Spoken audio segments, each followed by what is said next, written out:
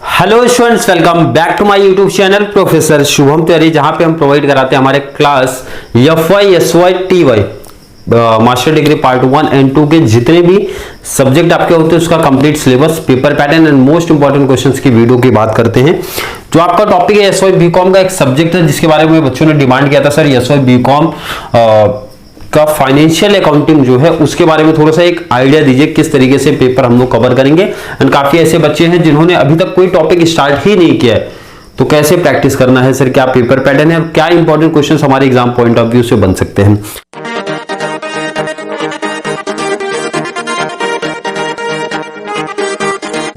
देखिए, अगर जिस भी बच्चे को पास होना है, अगर मैं फाइनेंशियल अकाउंटिंग की बात करूं तो मिनिमम 2 टॉपिक्स आपके होने चाहिए। कितने सर? मिनिमम 2 टॉपिक्स तो होने ही चाहिए। और अगर फाइनेंशियल अकाउंटिंग में बेस्ट स्कोर करना है तो फिर 4 टॉपिक आपको करना पड़ेगा, क्योंकि आपका जो फाइनेंशियल अकाउंटिंग है उसमें टोटल 5 चैप्टर्स हैं। कितने सर? 5 टॉपिक हमारे हैं। एंड टॉपिक्स आपको स्क्रीन पे ऐड करा देता हूं।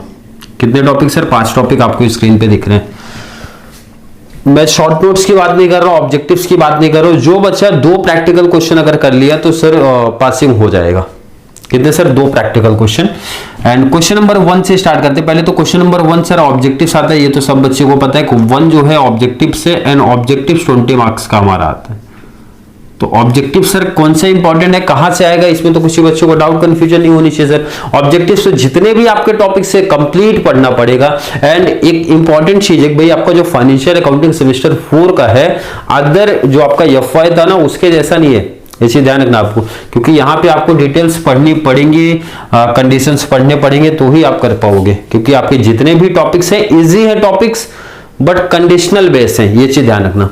तो इसीलिए ऑब्जेक्टिव्स पे तुक्का नहीं पॉसिबल है, आप लोगों को पढ़ना पड़ेगा ऑब्जेक्टिव्स को लेके। प्रैक्टिकल के लिए एक बहुत बड़ा एडवांटेज आप लोग को मिला है।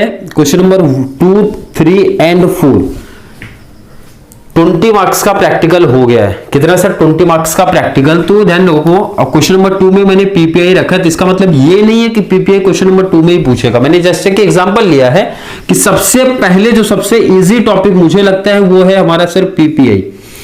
अगर PPI आपने कवर किया तो सर 20 मार्क्स फिक्स, और इसमें कोई डाउट नहीं सर, ये तो 100% 20 मार्क्स फिक्स। क्लियर है? बिल्कुल। बट ये एक आइडिया होना चाहिए सर PPI का किस लेवल के क्वेश्चंस हमको एग्जाम में दिख सकते हैं। तो साइड हो जाता हूं और कम से कम 4 से 5 एग्जांपल आपको एग्जाम में दिखा देता हूं कि इस टाइप के क्वेश्चंस आपके प्रीवियस ईयर पेपर में आए थे, और ऐसा टाइप्स आपको एग्जाम में दिख सकता है। कैसे? देख लीजिए आप लोग, यहाँ पे क्वेश्चन भी ऐड करते चलते, और थोड़ी सी बेसिक इन्फॉर्मेशन भी होनी चाहिए कि इसमें जब आप PPI की प्रैक्टिस करते हो, जो भी बच्चा प्रैक्टिस करता है, या तो पहले से काफी ज्यादा प्रैक्टिस किए होंगे या फिर नहीं किए होंगे। मतलब कुछ बच्चे ऐसे होते हैं जो स्टार्टिंग से अकाउंट्स पढ़ते आते हैं, तो उनके लिए तो कुछ प्रॉब्लम नहीं है सर। और जो बच्चों ने नहीं पढ़ा है, बहुत कम उनके पास टाइम है सर, 2 से 3 ही प्रैक्टिकल क्वेश्चन में कर सकता हूं, तो स्पेशली आप लोग ध्यान रखना। अगर आपको ये टॉपिक में सर सेल्स रेशियो निकालने आ गया, क्योंकि सबसे ज्यादा इंपॉर्टेंट यही है, और जो बच्चों का सम टैली नहीं होता तो उसका रीजन है सर ये टॉपिक। बाकी बहुत हार्ड लेवल का टॉपिक नहीं है। सिर्फ अगर सेल्स रेशियो आपने 5 से 6 केसी है, टोटल 6 केसी है, आप हर टाइप में देखोगे 4 से एग्जांपल देखा, चारों में सेल्स आपका डिफरेंट दिया था, ये भी चीज आपने नोटिस किया। तो सेल्स रेशियो सब में डिफरेंट होता है। टाइम में सर कोई प्रॉब्लम नहीं, टाइम रेशियो हमको इजीली मिल जाता है। अदर जो भी है जैसा बैड डेब्ट्स का केस हो गया सर, इंटरेस्ट का केस हो गया, ये तो कॉमन है सर, वही चलते आते हैं। बट एक ऐसा रेशियो जिसके बेस पे काफी ज्यादा चीजें हमारी डिपेंड होती है, क्योंकि सेल्स रेशियो पे बहुत सारी चीजें हमारी आती है। जिन्होंने PPI देखा होगा वीडियो उनको समझ में आएगा। तो सेल्स रेशियो की अगर आपकी प्रैक्टिस हो गई सर, इस पे आपकी कमांड है, तो ये 20 मार्क्स आप फिक्स कर लो। PPI किसी भी टॉपिक के ऑप्शन में आ सकता है, तो मैं मान के चलता हूं हर एक बच्चा PPI की प्रैक्टिस करेगा। एंड टाइम अगर आपके पास कम है तो भी 2 से 3 एग्जांपल प्रैक्टिस करने पड़ेंगे हार्ड लेवल के। बाकी आप प्रैक्टिस का टाइम नहीं है सर, बट ये चीज एक सेल्स रेशियो आप लोग देख लेना। सेल्स रेशियो अगर आ गया तो 20 मार्क्स फिक्स है, नहीं तो सेल्स अगर गलत है तो आगे के टॉपिक्स में मार्क्स भी काफी ज्यादा होगा, कम हो जाएगा, क्योंकि सेल्स रेशियो के बेस पे ना काफी नंबर्स आपके कम हो जाते हैं, क्योंकि उसी बेस पे काफी एक्सपेंसेस हमारे से डिवाइड होते हैं। और वो अगर आपने रेशियो ही गलत निकाला है तो कॉमन सी बात है, जो आपने एक्सपेंसेस का डिवाइड किया है रेशियो में तो वो भी गलत ही होगा, तो नंबर काफी ज्यादा कट हो जाते हैं। तो इससे बेस्ट है कि भाई 2 से 3 एग्जांपल्स प्रैक्टिस कर लो, और सर जितने भी रिमेनिंग आपके एग्जांपल्स है उसके सेल्स रेशियो प्रैक्टिस करो, बस इनफ टॉपिक है आपका PPI स्कोरिंग के लिए बेस्ट है। अब कुछ बच्चे ऐसे थे जो पूछ रहे थे सर पीपीआई के बाद कौन सा इजी टॉपिक है, क्योंकि चारों टॉपिक्स ही हमको हार्ड दिख रहे हैं। तो मेरा सजेशन है पीपीआई के बाद हर एक स्टूडेंट को इशू ऑफ शेयर्स करना। इसका लॉजिक आपको समझाता हूं, क्योंकि ये टॉपिक ऐसे कुछ एंट्री किस पे सर, कुछ जनरल एंट्रीज पे हमारा ये टॉपिक चलता है। किस पे सर, जनरल एंट्रीज पे ये टॉपिक चलता है। और आपने ये कहीं पढ़ा भी है, कुछ बच्चों ने, सबने तो नहीं बट कुछ बच्चों ने तो जरूर पढ़ा होगा ये टॉपिक। कहां पे सर, तो वहां से थोड़ा सा एडवांस, मतलब 20% एडवांस लेवल आपका है, बाकी डिटेल्स कॉपी कंडीशंस आपका वहीं से कॉपी होके आया है।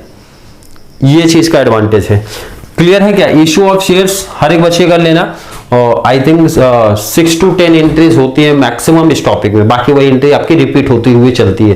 तो इशू ऑफ शेयर्स मेरा सजेशन है हर एक बच्चा करेगा, general entries. Issue of shares के बाद सर अगला टॉपिक कौन सा पिक कर सकते हैं? Issue of debentures.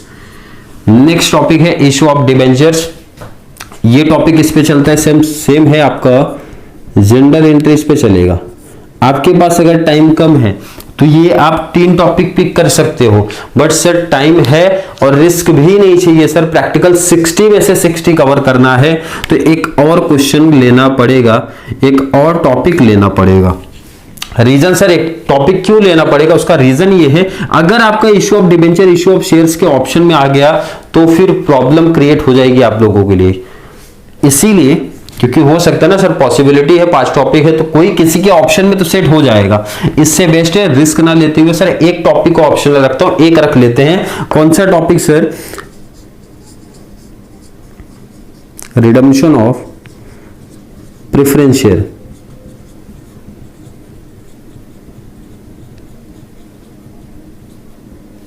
एफए को लेके एक बहुत बड़ा एडवांटेज भी है कि मतलब एफए को अगर सर हमने टॉपिक्स नहीं प्रैक्टिस किया, टेंशन में है बच्चे सर, टॉपिक्स नहीं प्रैक्टिस किया सर, तो सबसे बेस्ट है वहां पे क्या था, बाकी मतलब आपने फर्स्ट ईयर में क्या किया सर, एटलीस्ट डिपार्टमेंटल में पोस्टिंग कर लिए थे, इनकम्प्लीट रिकॉर्ड में सर कुछ पोस्टिंग कर लिया था, तो कुछ तो नंबर वहां पे मिल जाता था हमको। एटलीस्ट सब टैली नहीं हो रहा था बट कुछ नंबर तो थे जो हमको मिल जाते थे। सर ऐसा कुछ इस टॉपिक में है क्या? तो देखो इसमें तो पहला टॉपिक तो एक तो पीपीआई हर एक बच्चे को नहीं छोड़ना, चाहे आप अकाउंट्स में स्कोरिंग का देख रहे हो या फिर केटी से बचने के लिए भी देख रहे हो, तो पीपीआई तो सबको है मेरा सजेशन। पीपीआई के बाद चाहे आप इशू ऑफ शेयर्स करते हो, इशू ऑफ डिबेंचर्स करते हो, रिडेम्पशन ऑफ प्रेफरेंस शेयर करते हो, तो एक एडवांटेज जो आपको मिलता है ना कि कुछ एंट्री सर हमारी हो जाती है फिक्स, हमेशा फिक्स रहेंगे, हर एक टाइप के सब में फिक्स रहती है कि ये एंट्री आए मींस आना ही आना है, बस उसमें डिफरेंस रहता है। अगर आप सर अमाउंट ढूंढना सीख गए हो तो जनरल एंट्रीज के कुछ नंबर आपको फ्री मिल रहे हैं।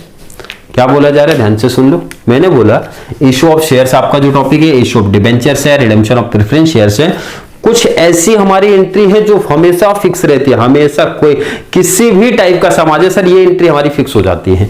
तो उन एंट्रीज को अगर बच्चे रट लेते हैं, या तो रट लो या तो समझ लो, 2 ही ऑप्शन है, बट सबको उसमें अमाउंट लेकिन ढूंढना पड़ेगा। अमाउंट ऐसा नहीं है कि वहां पे अदर टॉपिक से जैसा सर अमाउंट वहां दिखा था देख के लिख दिया, इसमें आपको अमाउंट ढूंढना पड़ेगा, क्योंकि एंट्री तो कोई भी कर लेगा सर, एंट्री में प्रॉब्लम नहीं है। मेन इंपॉर्टेंट इस टॉपिक में यही है कि अमाउंट अगर ढूंढ लिए सर 2 से 3, अमाउंट भी बहुत हार्ड लेवल नहीं, बहुत सिंपल सा लेवल है कि अमाउंट कैसे फाइंड आउट करोगे। अगर आपने अमाउंट ढूंढना सीख गया तो भाई अकाउंट्स में कुछ ना कुछ तो नंबर आपको मिलेगा, मतलब जो खाली जा रहे थे टॉपिक्स हमारे कुछ ना कुछ नंबर्स मिल जाएंगे। तो सिंपल सा इसका सजेशन है, जो बच्चा एंडिंग टाइम पे देख रहे हैं सर पासिंग की सिर्फ हम बातें कर रही हैं तो पीपीआई कंप्लीट करना है, बाकी की कुछ एंट्रीज कर लिया, टॉपिक हो गया क्लोज। जिन बच्चों को स्कोर करना है 4 टॉपिक्स मैंने लिख दिए। रिडेम्पशन ऑफ डिबेंचर थोड़ा सा आपका कुछ कंडीशनल केस उसमें ज्यादा ऐड होता है, इसलिए मैंने उसको ऑप्शनल रख दिया है। या फिर जिन बच्चों ने उसको कवर किया होगा तो भी कोई प्रॉब्लम नहीं है, ऐसा नहीं कि बहुत हार्ड लेवल है, बट आप लोग के पॉइंट ऑफ व्यू से समझा रहा हूं वो थोड़ा सा हार्ड पड़ेगा बाकी टॉपिक से, मुझे ऐसा लग रहा है। इसलिए मेरा सजेशन है सर कि आप लोग क्या करोगे, ये 4 टॉपिक्स प्रैक्टिस करोगे बहुत अच्छे तरीके से। बात करेंगे सबसे ज्यादा प्रॉब्लम आपका ना इस बार शॉर्ट नोट्स को लेके आया है। जो प्रॉब्लम है सर शॉर्ट नोट्स में आई है, क्योंकि शॉर्ट नोट्स में आपके अगर आप टेक्स्ट बुक देखते हो तो कंप्लीट बहुत सारे शॉर्ट नोट्स आपके टेक्स्ट बुक में दिए हैं इस साल, क्योंकि टॉपिक ऐसा है, हर एक टॉपिक में डिटेल कॉन्सेप्ट है, थ्योरेटिकल पार्ट, इसीलिए शॉर्ट नोट्स आपके ज्यादा बनते हैं। शॉर्ट नोट्स में सबसे पहले तो मेरा सजेशन है, जिन बच्चों का कॉन्सेप्ट थोड़ा सा क्लियर है, मतलब जिन्होंने स्पेशली एसपी लिया था तो वो लोग चैप्टर 1 पहले फोकस करेंगे, क्योंकि चैप्टर 1 ऐसा पार्ट है जहां से मिनिमम 2 क्वेश्चन बनेंगे, मिनिमम 2 क्वेश्चन, आगे भी बन सकता है और क्वेश्चन, बट मिनिमम 2 तो बनने वाले, आगे और क्वेश्चंस ऐड हो सकते हैं, ये क्लियर बता दिया गया। अब इसमें टॉपिक्स क्या पूछता है, इसमें एसपी से रिलेटेड टॉपिक्स ही पूछता है। जैसे एक एग्जांपल मैंने लिखा बोनस शेयर्स, और क्या सा डिटेल्स पूछ सकता है, तो ये चीज ध्यान रखना, जो आपका बैलेंस शीट का फॉर्मेट है, क्योंकि आप देखोगे जब आपका टॉपिक स्टार्ट होता है ना, बैलेंस शीट का फॉर्मेट वर्टिकल फॉर्म में बहुत डिटेल्स में दिया है, तो बैलेंस शीट का फॉर्मेट से कोई टॉपिक्स आपका उठा के पूछ सकते हैं, जैसे current asset, fix asset, liabilities का कोई पार्ट, मतलब इस तरीके से कोई भी टॉपिक्स वहां से पूछा जा सकता है। तो बहुत अच्छे तरीके से प्रैक्टिस करना शॉर्ट नोट्स के लिए। पीपीआई से तो बेसिकली पीपीआई ही पूछा जाता है, पीपीआई के बारे में लिखो, या फिर कैसे आप फाइंड आउट करोगे, या फिर उसकी डिटेल्स कहां है, क्लियर सीधा, इसमें तो कोई कॉन्सेप्ट ऐसा पूछा नहीं जाता है। डिबेंचर में redemption of debenture clear question पूछा जाता है कि भाई कैसे आप रिडीम करोगे डिबेंचर को, उसकी कहानी थोड़ी सी बताइए डिटेल्स में। और ध्यान रखना ये सब टॉपिक्स जब आप लिखते हो तो ध्यान रखना कि एग्जांपल्स आपको ज्यादा होने चाहिए, एग्जांपल्स अगर आ रहे हैं आपको तो बेस्ट है, मतलब बहुत ज्यादा जैसे आप इकोनॉमिक्स की कॉन्सेप्ट लिखते हो, कॉमर्स का डिटेल्स लिखते हो, वैसा डिटेल्स यहाँ नहीं लिखा जाएगा। तो इसमें एग्जांपल्स, अगर फॉर्मेट है, फॉर्मूला है, तो वो सब चीजें आप ऐड करोगे यहाँ पे। नेक्स्ट एक टॉपिक मैंने दिया कैपिटल रिडम्पशन रिजर्व, इसका डिटेल्स पढ़ लेना। लास्ट एक आपका है डिविजिबल प्रॉफिट है, मतलब 5 ही टॉपिक है। 5 टॉपिक के बाद मैंने जैसे बताया सेकंड क्वेश्चन में ऐसे टॉपिक्स आपको जरूर आ जाएंगे जिसके बारे में आप खुद का ओन कॉन्सेप्ट लिख सकते हो, मतलब उसके बारे में सर हम पढ़ते आए हैं, बैलेंस शीट का डिटेल, लायबिलिटीज का डिटेल, या फिर किसी भी फॉर्मेट का आ गया डिटेल्स, तो वो कहानी हम लोग लिख सकते हैं। क्लियर है। स्पेशली फाइनेंशियल अकाउंटिंग में आप लोग का फोकस होना चाहिए सर पहले तो प्रैक्टिकल टॉपिक पे, कि पहले सर 2 प्रैक्टिकल पे फोकस कर लो भाई, 2 प्रैक्टिकल, अदरवाइज एक प्रैक्टिकल बहुत परफेक्ट कर लेना है और बाकी के सर 2 से 3 एंट्री 4 एंट्रीज कर लेना है, तो भी बेस्ट है, वो ऑप्शन भी बेस्ट है। बट ध्यान रखना एक आपका बेस्ट होना चाहिए, कोई भी एक जैसा आपको। तो बट मेरा सजेशन था इजी, जो मुझे लगा सबसे इजी जो है पीपीआई का कॉन्सेप्ट इजी है, क्योंकि इसमें बहुत ज्यादा डिटेल्स नहीं है, सिंपल से 2 से 3 प्रैक्टिकल अगर आप लोग देख लिए तो कॉन्सेप्ट क्लियर हो जाता है। बट आपको जो आगे का डिटेल्स चाहिए वो आपका सेल्स रेशियो, बाकी में कुछ जनरल एंट्रीज है जो आप लोग को पढ़नी है, जो फिक्स एंट्रीज है उनको आप पढ़ लीजिए। तो एक आपका एफए में केटी से तो बच जाओगे, ये तो इजी है सर, केटी से बचना बहुत आसान हो जाएगा, क्योंकि शॉर्ट नोट्स का डिटेल्स थोड़ा बहुत कुछ लिखेंगे, ऑब्जेक्टिव्स पे कर देंगे, इजीली 50, 55, 60 तक पहुंच जाएंगे। स्कोर करना है तो उसके लिए भी ऑलरेडी प्रोवाइड करा दिया, किस तरीके से कौन कौन से टॉपिक्स आप लोग क्या करोगे सर प्रीफर करने वाले हो। क्लियर है।